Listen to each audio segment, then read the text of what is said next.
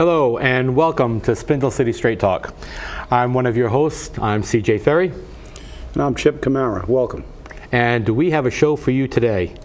Thanks to our assistance with our sister station, Fall River Government Television, we have a piece of video to show you in a few moments that came from our city council meeting to tell you exactly how our city government plays with your money and our city finances. And I think it's a bit interesting. What do you think, Chip? Oh, I think it's very enlightening, and I think that there's going to be repercussions when this video is looked at by a lot of the taxpayers in this city. Okay, and if that video is ready, I'd like for you to see it. It's about 3 minutes long, so please don't tune out. Please watch the video and listen to our commentary afterwards. So, if we can go to the video. Just on the free cash, it's $3 million that were surplus revenue. Yep.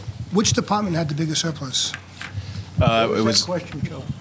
There's $3 million that's been certified free cash. Right. And I want to know what department had the biggest surplus in it.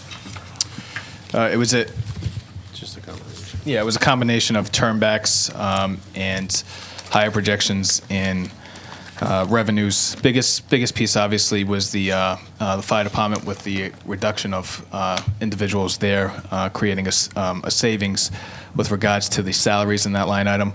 Also, we brought in $2 million of tax title, which also goes to the free cash balance, so that there are various different So that's areas. the biggest one, the $2 million tax title. Yeah. Correct. Yep. And what we're asking for is for bonding purposes. Every time we go out for our bonding and we look for bond ratings, one of the first things they look at is just to see where our stabilization account is.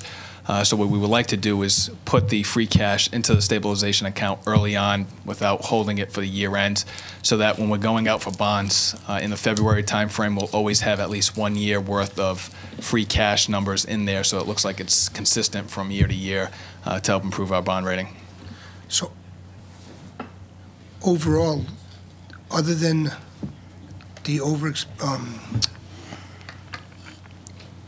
Tax title. the tax titles coming in, what the city department was in a surplus? There was a lot of them, nothing really too significant. Some of them coming in at 30,000, 20,000. Across the board, pretty much. Across the board, yeah. So the biggest piece would be the tax title and the fire department as well. Okay. Is that the number we're asking to be certified, $3 million exactly? Is No. it exactly? $3.4 million was certified. We sent that letter down to the council, I believe, 2 weeks ago. We're not looking to have all of it appropriated into the stabilization account. We're looking to keep $400,000 in case there's any need for transfers throughout the year. If there are not any transfers, obviously we'll come back down to the council before the end of June 30th. Are you keeping it in one account? It just Pooled cash. sits in a free cash. Pooled cash. Pooled cash. Yeah, just how much is in that account? That would be, It's- if you approve the transfer tonight, Council, it would be the $414,000. That's it. That's it. All right.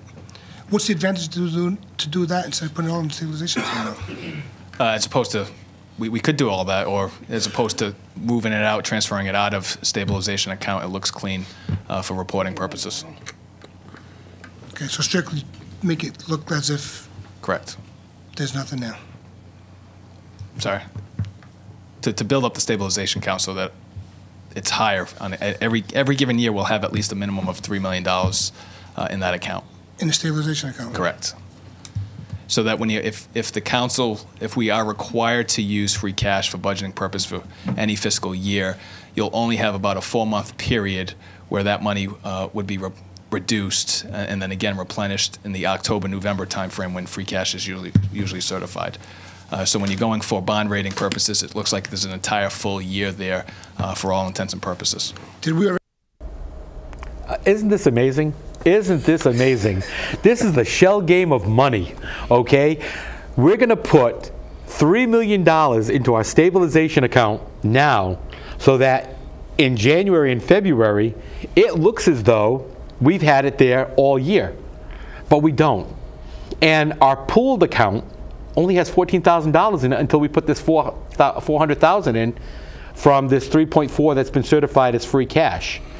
And the other big thing is, if you've got all this free cash, you're obviously overtaxing the citizens. I mean, I don't know what to think here. It's amazing. Well, it's pretty evident that the city is overtaxing because I've been taking a few notes here. Number one, he talks about higher projections. That's how they got some of the free cash. Few people don't know how free cash is certified. At the end of the fiscal year, the state takes money that's not expended in the budget and certifies it as free cash. So what these higher projections mean is basically they project higher bills than they actually have, higher liabilities than they actually have, and these things are used to raise your tax rates. And in fact, they don't fill positions for necessary services, i.e. the fire department. And I will remind all of you, in anticipation of next year when the SAFER grant isn't renewed and they come to you and ask for 2.5 override to fund firefighters, we will play this tape again for you next year. The city voluntarily reduced 14 firefighters. It was 11 in the budget because there were 3 new officers put on. But they voluntarily reduced 11 positions, and those positions are not only his salary, but also the city's portion of the Blue Cross and Blue Shield, which is a pretty whopping amount. And that accounted for one of the biggest portion of this surplus. So next year when they lose firefighters that are funded by the federal government, they're going to say, we need you to pay more taxes to keep the fire department up to manning levels. Well, the fact is, the question has to be asked, why didn't the city keep the fire department up to its manning level in this fiscal year? Because it took city money out and then stuck it in the reserve fund, which is a trick to help you not only pay more taxes, but to put you deeper in debt. Because as Mr. Cadime said, this is, and I quote, it looks like it's there from year to year and we get a better bond rating, which means they can take more bonds and put us in deeper debt. It's a tragic situation, and at some point in time, the bills are all going to come due, and Fall River will be in receivership. You know, it's been interesting because once I saw this tape play, or this DVD play, I knew we had to bring it right here to the viewers of Straight Talk. And the funny thing is that, of course, I don't just watch the tape and take it at face value. What do? I go digging. So, of course, I called the bonding agencies, who don't want to talk to us because who are we? We're the press. So I read the reports. And something that the mayor and Shawn Cadime and a lot of other people don't want you to know is that Fall River is at the bottom. We're the last of the Commonwealth's bonds. We are the bottom of the barrel, the last of the last, and the last to be recommended for sale. And in looking at Standard & Poor's and Moody's reports on the bonds, there's only one other city that's above us. We're at the bottom. And they're not much better than we are. And we're on a watch list. We're actually being watched all the time. And you have to say, why are we being watched? Well, I mean, Mr. Cadime said it very clearly why we're being watched. We're being watched because they don't do it honestly. We make it look like we have $3 million. And if you think the bonding agencies don't know this, you know, Mr. Cadime is only fooling himself and fooling the 9 members of the city council. And to move $400,000 into the pooled funds is to make it look like we have some money to play with. I mean, there was only $14,000 in there before that. This is questionable. This is fuzzy math. You know, this is somewhere where we don't want to be. But again, let's tout the thing. Our bond rating's been upgraded. No, it hasn't. No, it hasn't. I looked at what our bond rating actually is. We're a step above junk bonds. Okay? And that's not really saying much for Fall River. That's not saying much for our bonds. And we have to really say, why is this happening? But the thing that really gets me, $2 million in excess title taxes. Whoa. Where are we gonna? What are we gonna do? Let's go back for a 2.5 override so we can make that a $4 million excess or a $5 million excess. There's a problem here. There's a problem here in the financing. And you, the viewers, you, the taxpayers in Fall River, need to go to your city councilors and you need to say to them, look, don't you dare ask for one dime in increase, because you had $2 million in excess already. So you don't need any money over. Because you had $3 million in free cash certified. You've already had enough money. That's what I would have to say. And to turn around and come back and say, well, we're not going to be able to do the fire department. No, you did it yourself. Find a way to do it now. I mean, I don't know what you would say, Bob. Well, I mean, I'm a little fed up myself. Well, I've been fed up for a very long time, because I go back a very long time looking into the finances of this city. Actually, when I was the president of the Firefighters Union, we won 2 arbitrations against the city for contract negotiations, and the first element in winning an arbitration is to prove ability to pay. So we've been looking at the budget for a very, very long time and taking it apart, and it's always been a shell game. But the problem is, and the major problem is, what a lot of people don't realize, as you said, CJ, we are about 1 step above junk bond. When you go to junk bond, the city goes into receivership. They'll take the city over. And that's what happened to Woonsocket. It's not that far away. There have been cities taken in. Fall River was in receivership once long ago. And the fact is that we are a half a step away from this rating, but we continue to play this game, and we can't. We have to run our budget the way we run our budgets at home. We can't spend money we don't have. We can't overestimate what our bills are to try to get higher taxes from people, because people can't just afford to pay anymore. It's absolutely ridiculous. We cannot continue on this path. There has to be transparency in government. We have to have a simple budget that anybody can follow, and we can't have these projections and this manipulation of your money. And that's what really irritates me. This isn't their money. This is your money. This is my money. This is CJ's money. It's our tax dollars. And we continue to move away from using our tax dollars for anything except to put it into a fund to put us deeper in debt for bonds, while we try to depend on the federal government and the state to fund everything in this city that's necessary. And it is the road to disaster, and we are a long way down it right now. And we have to blame the city council too. They are culpable in this issue. They sat by and they every year they look at that budget, and every year they never take it apart. They never ask the tough questions, and they never ever hold people accountable. No, we have the only jobs available that you can screw up, make a mistake, and still get a promotion. And I think that's very interesting to find out. We always hear about debt service. And this is something that I found out in digging. And again, nobody ever digs. Or if they do, they don't tell us that they've dug. But one of the things I found out about all our bonds is, do you know that our bonds actually have a trustee? Yes, they do. They have a trustee. And do you know what that trustee's job is? That trustee's job is to make sure that our debt service is met. And how does that trustee do that? Now, here's the funny part about it.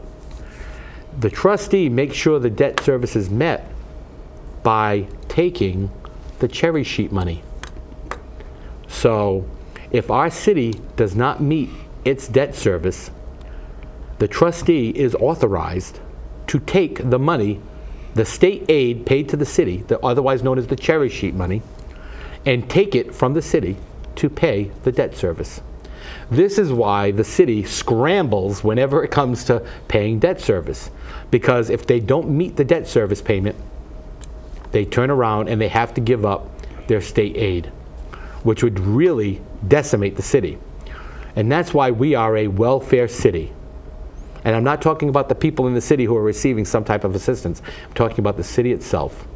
we are a welfare city, that we've become so dependent upon that state aid and that federal aid that without it, we fall apart. And it's the truth. If we can't meet our debt service, they don't have a problem with it because they'll just take our state aid and meet our debt service. And this is scary. This is something scary to look at. And Shawn Cadime said in that piece, and I mean, if you'd like, we can replay it over and over and over again, and we will again replay this at some point in time. But Shawn Cadime has said it, that, you know, we do this to make it look like that we have a constant stabilization fund. That sounds like fraud to me. I mean, it's a strong word, but it sounds like he's saying something which could be considered fraud. And that's scary. Well, I'll use an even stronger word, malfeasance. And it is bordering on malfeasance. The fact is that what we are doing is we are creating a debt that we can't pay. By law, only the federal government can deficit spend. But in reality, Fall River right now is deficit spending. We have, and I've said it before on this show, Shawn Cadime said in Boston at a meeting with 2 senators and our state representative delegation in the room and the president of the city council that this city is $500 million in debt. That is $500 million. We have, even with the manipulations of numbers, we have $3 million in the reserve fund. The last time I checked, $3 million is well short of $500 million. So when these bonds become due and we have issues in paying bills and they pull the cherry sheet, this city will be bankrupt, and our government as we know it will be replaced. And sometimes I think that might not be a bad thing, the way we run our government. I don't disagree with you there, Chip, at all. It's but we're getting to the point now that we have to say, you know, where does it stop? Obviously, it can't stop at the polling place, because the voters in Fall River really don't seem to care. When you have, you know, 75% of the voters not showing up, that tells you the apathy that exists in the city. And the 25% that do show up just vote the same old because they don't know any better. Maybe they're stupid, maybe they don't care, maybe they're just indoctrinated to do that. I don't know what to say, but it's a scary thought that, you know, Fall River could be one of the first Massachusetts cities or towns that have to go into receivership to change the way we do things and the way we look at things. I know that people are already saying that we're bringing up the issues on this show that nobody want to hear. I was stopped at the market this weekend and told, I think you're doing a great job. Keep bringing up those issues because nobody wants to hear them. And that's true. Nobody wants to hear them. But it scares me to think that we're the only 2 that are doing this. I'm sure there are a lot of other people out there, and I know that we hear from them. But what will it take for the people in Government Center, the people in the City Council chamber, and the people on the 6th floor to finally hear that we want a change in the way things are done? What's it going to take? Do you have any ideas? Well, unfortunately, as we can see from the last election, with 75% of the people not going to the polls, it may take receivership to wake people up, because as I have said before on this show, and I always say, you know, I love quotes, and as Napoleon Bonaparte once said, there are 2 levers that move men. That's fear and self-interest. And that also applies to the electorate. It seems the only time people come out to vote is when they have a vested interest or they are angry. And they don't get angry until it affects them directly in their pocketbook. Right now, there's some dissension out there, the tax rate's going up, but they won't react until after it goes up to the point where they can't afford to pay for their houses. And that's not the way to do business. We have to be proactive, not reactive, and you can't run a city this way. The reality is that the mayor is going to continue to run this city the way he's running it. And I blame, and it's going to be part of my commentary later, because my commentary today is going to be on the city council, not on the mayor, but I blame the city council.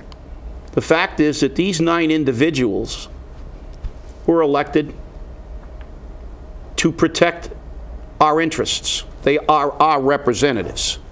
And when the mayor continues to run government by crisis, and they continue to allow that to be their excuse to support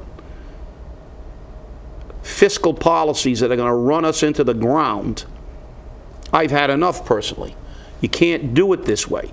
You know, one crisis is bad enough, but when everything that we vote on is a crisis, and it's at the 11th hour, we are not doing business properly, and nobody ever calls the mayor on this. They complain a little bit and say, oh, I wish we would have seen this 3 months ago, but they still vote for it. And you know something? Maybe it's time to tell the mayor, we'll pay the fines. As a matter of fact, let's pay those fines out of the salaries of the department heads that didn't do their job. Yeah, after all, the regulations are just changing too fast. We can't keep up with them. We've heard that a couple of times, haven't we? Yes. You know, it's a scary thought, and I'll tell you, it's very difficult for us to do this show sometimes. Like us, hate us, love us, whatever the case may be, we're going to do it. And the one thing I say all the time to people, I've said this to friends, I've said this to relatives, I've said this to acquaintances, I've said this to politicians. Business is business and personal is personal, and never the twain shall meet. And both Chipper and I have had battles where we have sat in a room and fought a battle and called them out and called them everything under the sun except, late for dinner. But let me tell you something.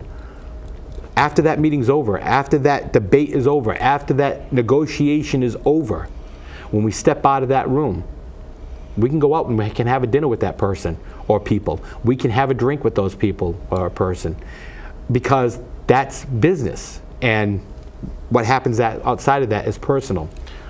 When we make a commentary here, that's not personal. That's not a personal attack. That's a commentary. And we respect the people that we talk about. And I want to make that perfectly clear. Even Mr. Cadime.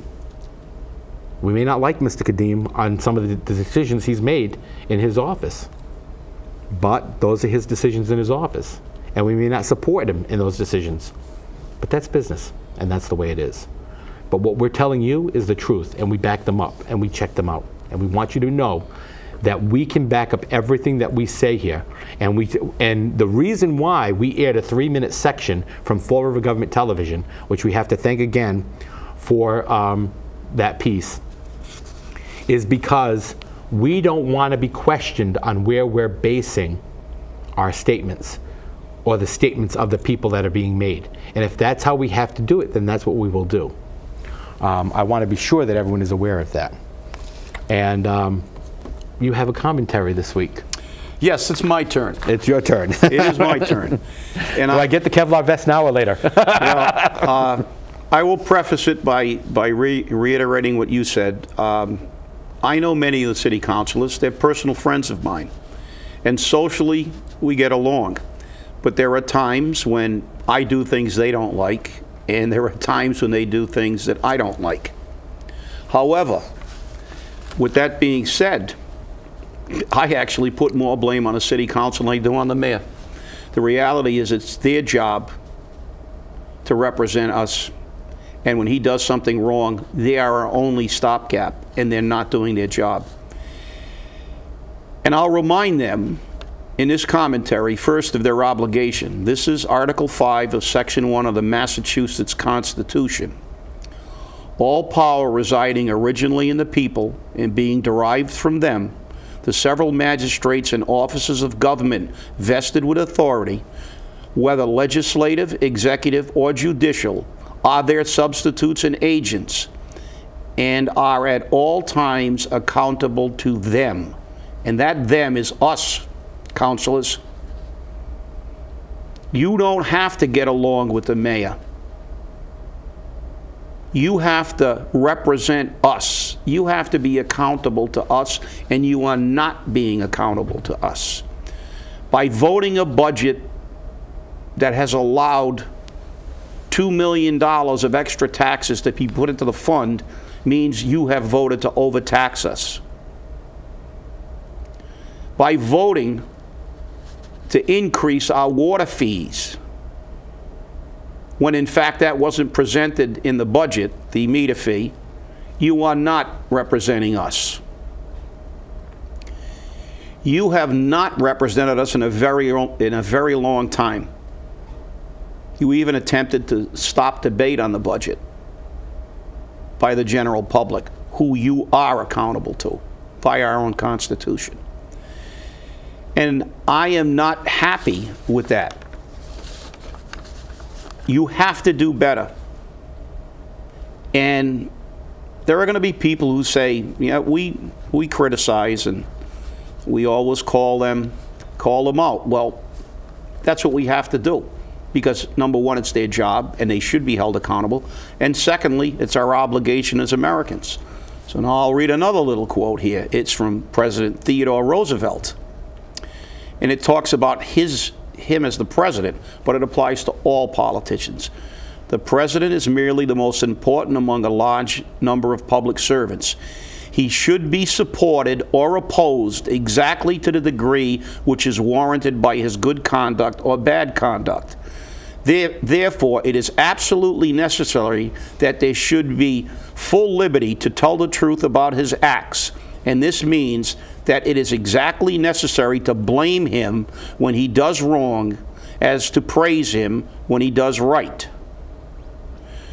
To announce that there must be no criticism of the president or that we are to stand by the president right or wrong is not only unpatriotic and servile, but it is morally treasonable to the American public. We have to call these people on this. This city council and this attitude that we always have to get along with the mayor regardless of what he does is unacceptable. You're not doing your job. And even though I may like some of you personally and socially, if you continue on this path, I will work diligently to make sure the only place I see you is in a social atmosphere. Well, sometimes our commentaries can be scathing, and sometimes they are a little difficult. I know that my last commentary hit the nail on the head that some people actually were offended by it and sent it out via email to other people, and that's okay. I have no problem with that, and hopefully you have no problem with some of Chip's commentary today. But you know what? If you do have a problem with it, then maybe we're saying something right. And that's the whole point that we have here. And for this week, this has been Spindle City Straight Talk. Remember, you can contact us by phone, by email, or on Facebook. Please look for us and give us your suggestions, your comments, your hate mail, your love mail, whatever it may be. We want to hear from you. Stop us on the streets, get us in the stores, let us know what's on your mind. Until next time, thanks for watching, and it's been a great show. Good day, and remember, if you're going to talk about politics, always talk straight.